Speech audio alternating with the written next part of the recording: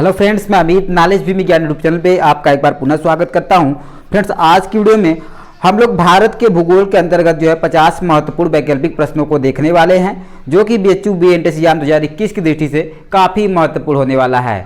इस पे जो है कि मैंने पहले ही पार्ट 1 वीडियो बनाया है, जिसमें कि मैंने 50 जो है भारत के भूगोल से संबंधित महत्वपूर्ण प्रश्नों को बताया है, जो कि बीएचयू बी एंट्रेंस एग्जाम 2021 की दृष्टि से काफ़ी महत्वपूर्ण होने वाले हैं। और आज की वीडियो में भी हम लोग जो है 50 महत्वपूर्ण वैकल्पिक प्रश्नों को देखने वाले हैं, जो कि बीएचयू बी एंट्रेंस एग्जाम की दृष्टि से काफ़ी महत्वपूर्ण होने वाला है। तो फ्रेंड, वीडियो शुरू करें इससे पहले मैं आपको बता देता हूं कि जो मैंने पार्ट 1 वीडियो बनाया है, उसमें मैंने एक क्वेश्चन लिखा था कि भारत का सबसे लंबा राष्ट्रीय राजमार्ग कौन सा है। ठीक है, उसमें मैंने जो है ऑप्शन जो है उसमें मैंने NH7 को जो है सही टिक किया है। ठीक है, लेकिन अब जो आपका राष्ट्रीय राजमार्ग जो है NH7 था, ठीक है, उसको बदल करके जो है उसका नाम बदल करके जो है NH44 यानी NH जो है 44 कर दिया गया है। आपका जो NH7 था यह जो है आपका वाराणसी से कन्याकुमारी तक था। ठीक, लेकिन इसमें जो है वाराणसी से श्रीनगर तक का भी जो है जोड़ दिया गया है मार्ग, इसलिए जो आपका NH7 था अब ये NH44 हो गया है, जो कि अब श्रीनगर से कन्याकुमारी तक होगा। ठीक है, चलिए हम लोग बगैर समय नष्ट करते हुए आज के 50 महत्वपूर्ण वैकल्पिक प्रश्नों को हम लोग देख लेते हैं। तो फ्रेंड्स, आप देख सकते हैं यहाँ पर जो मैंने 51 क्वेश्चन लिखा है। ठीक है ना, क्योंकि देखिए मैंने 50 क्वेश्चन पहले ही वीडियो में जो पार्ट 1 है उसमें कवर कर लिया है। ठीक है, तो हम लोग यहाँ पर 51 से देखने वाले हैं। तो देखिए जो मैंने यहाँ पर 51 क्वेश्चन लिखा है, ठीक है, वह है सबसे अधिक कोयला भारत के किस राज्य में उत्पादित होता है। ठीक है ना, सबसे अधिक कोयला भारत के किस राज्य में उत्पादित होता है। ठीक है, यहाँ पर देखिए मैंने 4 विकल्प लिखा हुआ है। तो इन चारों विकल्पों में अगर हम लोग राइट विकल्प की बात करते हैं तो यहाँ पर जो आपका विकल्प नंबर दूसरा है। ठीक है, यानी झारखंड में सबसे अधिक कोयला भारत में होता है। ठीक, अगला क्वेश्चन देखिए मैंने लिखा है सबसे अधिक सोना उत्पादित करने वाला भारतीय राज्य है। ठीक है, तो आपको बताना है कौन सा है। देखिए मैंने यहाँ पर 4 विकल्प लिखा हुआ है, तो इसमें से अगर हम लोग राइट की बात करते हैं कि इसमें राइट आंसर कौन सा है, तो यहाँ पर जो आपका ऑप्शन नंबर सेकेंड है। ठीक है ना, यानी कर्नाटक भारत का ऐसा राज्य है जहाँ पर सबसे अधिक सोना होता है। ठीक, अगला क्वेश्चन देखिए मैंने लिखा है सबसे अधिक तांबा उत्पादित करने वाला भारतीय राज्य है। तो सबसे अधिक तांबा उत्पादित करने वाले भारतीय राज्य की बात आएगी तो देखिए यहाँ पर मैंने जो है 4 ऑप्शन लिखा हुआ है। तो इन चारों ऑप्शन में अगर हम लोग सही की बात करते हैं तो यहाँ पर जो आपका ऑप्शन नंबर सेकेंड है, ठीक है ना, मध्य प्रदेश जो है ये सही है। मध्य प्रदेश में सबसे अधिक तांबा होता है। ठीक, अगला क्वेश्चन देखिए मैंने लिखा है भिलाई इस्पात संयंत्र किस राज्य में है। यहाँ पर मैंने 4 विकल्प लिखा हुआ है। तो सही विकल्प की हम लोग बात करते हैं तो यहाँ पर जो आपका विकल्प नंबर 3 है। ठीक है ना, ये जो छत्तीसगढ़ है, इसी छत्तीसगढ़ राज्य में जो है आपका भिलाई इस्पात संयंत्र जो है स्थित है। ठीक, अगला क्वेश्चन देखिए मैंने लिखा है राउरकेला स्टील लिमिटेड किस राज्य में है। राउरकेला स्टील लिमिटेड जो है वो किस राज्य में है। यहाँ पर मैंने 4 विकल्प लिखा हुआ है। तो अगर हम लोग सही की बात करते हैं, ठीक है, तो यहाँ पर जो आपका ऑप्शन नंबर फर्स्ट है, ठीक है ना, ये सही है, यानी वो उड़ीसा में जो है आपका राउरकेला जो स्टील लिमिटेड है वो है। ठीक, अगला क्वेश्चन देखिए मैंने लिखा है दुर्गापुर स्टील लिमिटेड किस राज्य में है। ठीक है ना, दुर्गापुर स्टील लिमिटेड किस राज्य में है। ठीक है, तो इस क्वेश्चन के अगर हम लोग राइट आंसर की बात करते हैं तो यहाँ पर जो आपका विकल्प नंबर सेकेंड है, ठीक है ना, यानी जो पश्चिम बंगाल है यहीं पर दुर्गापुर स्टील लिमिटेड जो है। ठीक, अगला है बोकारो स्टील प्लांट किस राज्य में है। ठीक है ना, बोकारो स्टील प्लांट किस राज्य में है। यहाँ पर भी देखिए मैंने 4 विकल्प लिखा हुआ है। तो इन 4 विकल्पों में अगर हम लोग सही की बात करते हैं तो यहाँ पर जो आपका विकल्प नंबर फर्स्ट है, या ठीक हम कह सकते हैं कि ऑप्शन नंबर जो फर्स्ट है यही सही है, यानी झारखंड में जो है बोकारो स्टील प्लांट है। ठीक है, अगला क्वेश्चन देखिए लिखा है मैंने भारत का बोस्टन कहा जाता है, अर्थात भारत का बोस्टन किसे कहा जाता है। ठीक, मैंने देखिए यहाँ पर जो है 4 विकल्प लिखा हुआ है। तो इन 4 विकल्पों में अगर हम लोग सही आंसर की बात करते हैं तो यहाँ पर जो आपका ऑप्शन नंबर 3 है, ठीक है ना, यानी जो अहमदाबाद है इसी को भारत का बोस्टन कहा जाता है। ठीक, अगला क्वेश्चन देखिए मैंने लिखा है दक्षिण भारत का मैनचेस्टर किसे कहा जाता है। दक्षिण भारत का मैनचेस्टर किसे कहा जाता है। तो इस क्वेश्चन के अगर हम लोग राइट आंसर की बात करते हैं तो यहाँ पर जो आपका ऑप्शन नंबर सेकेंड है, यानी जो कोयम्बटूर है इसी को दक्षिण भारत का मैनचेस्टर कहा जाता है। ठीक, अगला क्वेश्चन है उत्तर भारत का मैनचेस्टर किसे कहा जाता है। ठीक है ना, उत्तर भारत का मैनचेस्टर किसे कहा जाता है। तो अगर उत्तर भारत के हम लोग मैनचेस्टर की बात करते हैं, ठीक है, तो इन 4 विकल्पों में अगर हम लोग सही ऑप्शन की बात करते हैं तो यहाँ पर जो आपका ऑप्शन नंबर फर्स्ट है, ठीक है ना, यानी जो कानपुर है इसी को उत्तर भारत का मैनचेस्टर कहा जाता है। अगला देखिए क्वेश्चन मैंने लिखा है सोने का रेशा नाम से प्रसिद्ध है, ठीक है, यानी सोने का रेशा नाम से क्या प्रसिद्ध है। यहाँ पर मैंने 4 विकल्प लिखा हुआ है, तो इन 4 विकल्पों में अगर हम लोग सही ऑप्शन की बात करते हैं तो यहाँ पर जो आपका ऑप्शन नंबर सेकेंड है, ठीक है ना, यानी जो जूट है इसी को सोने का रेशा नाम से जो है बुलाया जाता है या संज्ञा दी गई है, ठीक है। अगला देखिए मैंने क्वेश्चन लिखा है सबसे बड़ा उर्वरक संयंत्र कहाँ स्थित है। सबसे बड़ा उर्वरक संयंत्र जो है कहाँ स्थित है। देखिए मैंने यहाँ पर 4 विकल्प लिखा हुआ है, तो इन चारों विकल्पों में अगर हम लोग राइट विकल्प की बात करते हैं तो यहाँ पर जो आपका विकल्प नंबर फर्स्ट है या ऑप्शन नंबर फर्स्ट है सिंदरी, ठीक है ना, इसी सिंदरी में सबसे बड़ा उर्वरक संयंत्र है, ठीक। अगला क्वेश्चन देखिए मैंने लिखा है सबसे अधिक रेशम उत्पादित करने वाला भारतीय राज्य कौन सा है, ठीक है। तो देखिए मैंने यहाँ पर 4 विकल्प लिखा हुआ है, तो इन चारों विकल्पों में अगर हम लोग सही आंसर की बात करते हैं कि कौन सा विकल्प सही है, ठीक है, तो यहाँ पर जो आपका ऑप्शन नंबर फर्स्ट है, ठीक है ना, यानी जो कर्नाटक राज्य है यहाँ पर जो है सबसे अधिक रेशम उत्पादित होता है, ठीक। अगला क्वेश्चन देखिए मैंने लिखा है भारत में ऋतुओं के आधार पर फसलें कितने प्रकार की होती हैं, ठीक है। भारत में ऋतुओं के आधार पर फसलें कितने प्रकार की होती है। देखिए मैंने यहाँ पर 4 विकल्प लिखा हुआ है, तो इन विकल्पों में अगर हम लोग सही विकल्प की बात करते हैं तो यहाँ पर जो आपका ऑप्शन नंबर सेकेंड है, ठीक है ना, यानी ऋतु के आधार पर भारत में 3 प्रकार की फसलें पाई जाती है। अगला क्वेश्चन देखिए मैंने लिखा है सबसे अधिक चावल उत्पादन करने वाला भारतीय राज्य है, यानी सबसे अधिक चावल उत्पादन करने वाला भारतीय राज्य कौन सा है, ठीक। यहाँ पर देखिए मैंने जो है 4 ऑप्शन लिखा हुआ है, तो इसमें से अगर हम लोग राइट आंसर की बात करते हैं तो यहाँ पर जो आपका ऑप्शन नंबर सेकेंड है, ठीक है ना, यानी जो पश्चिम बंगाल है यहाँ पर जो है सबसे अधिक चावल होता है, ठीक है। अगला क्वेश्चन है सबसे अधिक गेहूं उत्पादित करने वाला भारतीय राज्य है, ठीक है। तो सबसे अधिक गेहूं उत्पादन करने वाले भारतीय राज्य की बात किया जाए तो देखिए मैंने यहाँ पर जो 4 विकल्प लिखा हुआ है इसमें से जो आपका विकल्प नंबर फर्स्ट है, ठीक है ना, यानी ऑप्शन नंबर फर्स्ट है जो उत्तर प्रदेश है, इसी उत्तर प्रदेश में सबसे अधिक गेहूं उत्पादित होता है, ठीक है। अगला देखिए मैंने लिखा है सबसे अधिक सोयाबीन उत्पादित करने वाला जो है भारतीय राज्य है, ठीक है। मैंने 4 विकल्प भी लिखा हुआ है, तो इन 4 विकल्पों में अगर हम लोग सही विकल्प की बात करते हैं तो यहाँ पर जो आपका ऑप्शन नंबर थर्ड है, ठीक है ना, यानी जो मध्य प्रदेश है यहाँ पर जो है सोयाबीन सबसे अधिक भारत में होता है। अगला क्वेश्चन मैंने लिखा है सबसे अधिक जूट उत्पादित करने वाला भारतीय राज्य है, ठीक है। यहाँ पर देखिए मैंने 4 विकल्प भी लिखा हुआ है, तो इन 4 विकल्पों में अगर हम लोग सही विकल्प की बात करते हैं तो यहाँ पर जो आपका ऑप्शन नंबर फर्स्ट है, ठीक है ना, यानी जो पश्चिम बंगाल है यहाँ पर जूट सबसे अधिक उत्पादित होता है। अगला क्वेश्चन देखिए मैंने लिखा है सबसे अधिक कहवा उत्पादित करने वाला भारतीय राज्य है, ठीक है। सबसे अधिक जो है कहवा उत्पादित करने वाला भारतीय राज्य है, यानी कौन सा राज्य भारत का सबसे अधिक कहवा उत्पादित करता है। यहाँ पर मैंने 4 विकल्प लिखा है, तो इन 4 विकल्पों में अगर हम लोग सही विकल्प की बात करते हैं तो यहाँ पर जो आपका ऑप्शन नंबर फर्स्ट है, ठीक है ना, यानी जो कर्नाटक है यहाँ पर सबसे अधिक कहवा उत्पादित होता है, ठीक है।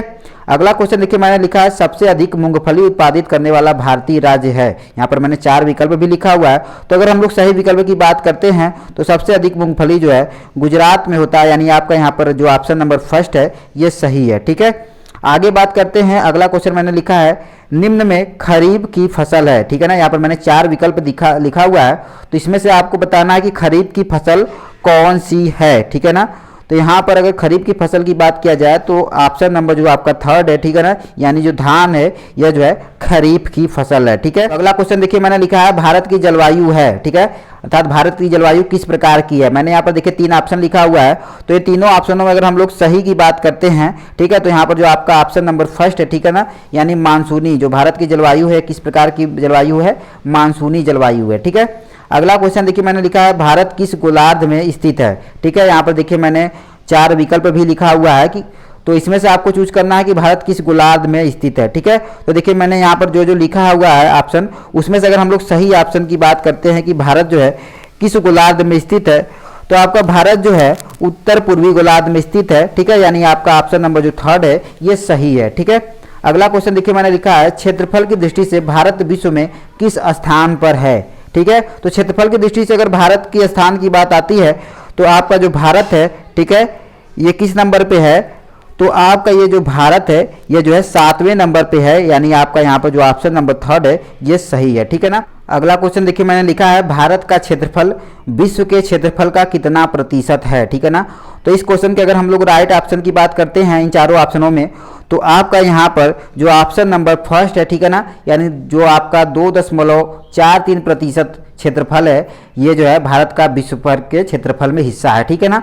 अगला क्वेश्चन देखिए मैंने लिखा है भारत का अक्षांशीय विस्तार है, ठीक है, यानी भारत का अक्षांशीय विस्तार कितने से कितने तक है। देखिए मैंने यहाँ पर दो विकल्प लिखा हुआ है, तो इन दोनों विकल्पों में से अगर हम लोग राइट विकल्प की बात करते हैं, ठीक है ना, इन दोनों में से, तो आपका जो यहाँ पर विकल्प नंबर यानी ऑप्शन नंबर जो फर्स्ट है, ठीक है ना, ये सही है। यानी भारत का अक्षांशीय विस्तार जो है 6 डिग्री 4 मिनट उत्तरी अक्षांश से जो है 37 डिग्री 6 मिनट उत्तरी अक्षांश तक है, ठीक है। अगला देखिए क्वेश्चन मैंने लिखा है भारत का देशांतरी विस्तार है, ठीक है, यानी भारत का देशांतरी विस्तार जो है किस देशांतर से किस देशांतर तक है, ठीक है। तो देखिए मैंने इसमें भी दो विकल्प लिखा हुआ है, तो इसमें से अगर हम लोग जो है सही विकल्प की बात करते हैं, तो यहाँ पर जो आपका, ठीक है ना, विकल्प नंबर फर्स्ट है, ठीक है ना, यानी ऑप्शन नंबर जो फर्स्ट है ये सही है, ठीक है। यानी भारत का जो देशांतरी विस्तार है वह 68 डिग्री 7 मिनट से जो है 97 डिग्री 25 मिनट पूर्वी देशांतर तक है, ठीक है ना।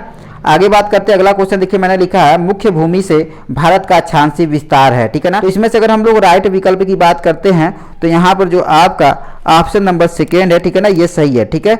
यानी अगर मुख्य भूमि से भारत के अक्षांशीय विस्तार की बात किया जाएगा तो वो 8 डिग्री 4 मिनट से जो है 37 डिग्री 6 मिनट उत्तरी अक्षांश तक होगा, ठीक है।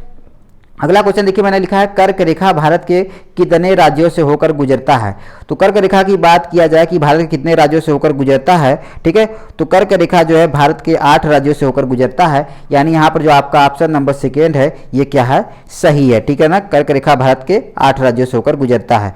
अगला क्वेश्चन देखिए मैंने लिखा है भारत का मानक समय किस पूर्वी देशांतर रेखा से लिया गया है, ठीक है ना। भारत का मानक समय किस पूर्वी देशांतर रेखा से लिया गया है, ठीक है। तो देखिए मैंने यहाँ पर जो है आपका 3 विकल्प भी लिखा हुआ है, तो इसमें से अगर हम लोग राइट विकल्प की बात करते हैं कि इन तीनों ऑप्शनों में कौन सा सही है, ठीक है, तो यहाँ पर जो आपका ऑप्शन नंबर थर्ड है, ठीक है ना, ठीक है, आपका जो 82.5 अंश, ठीक है, यानी 82 सही 1/2 अंश जो पूर्वी देशांतर है, यहीं से भारत का मानक समय जो है लिया गया है, ठीक है। अगला क्वेश्चन है भारत का सबसे दक्षिणतम बिंदु क्या है। देखिए यहाँ पर मैंने 4 विकल्प लिखा हुआ है, ठीक है ना। तो इन चारों विकल्पों में अगर हम लोग सही विकल्प की बात करते हैं, तो यहाँ पर जो आपका ऑप्शन नंबर सेकेंड है, ठीक है ना, यानी जो इंदिरा पॉइंट है ये भारत का सबसे दक्षिणतम बिंदु है, ठीक है। आगे बात करते हैं, अगला देखिए क्वेश्चन मैंने लिखा है क्षेत्रफल की दृष्टि से भारत का सबसे बड़ा राज्य है, ठीक है। यहाँ पर देखिए मैंने 4 विकल्प लिखा हुआ है, तो इन चारों विकल्पों में अगर हम लोग सही विकल्प की बात करते हैं, तो यहाँ पर जो आपका विकल्प नंबर फर्स्ट है, ठीक है ना, यानी ऑप्शन नंबर जो फर्स्ट है, यानी जो राजस्थान राज्य है ये क्षेत्रफल की दृष्टि से भारत का सबसे बड़ा राज्य है।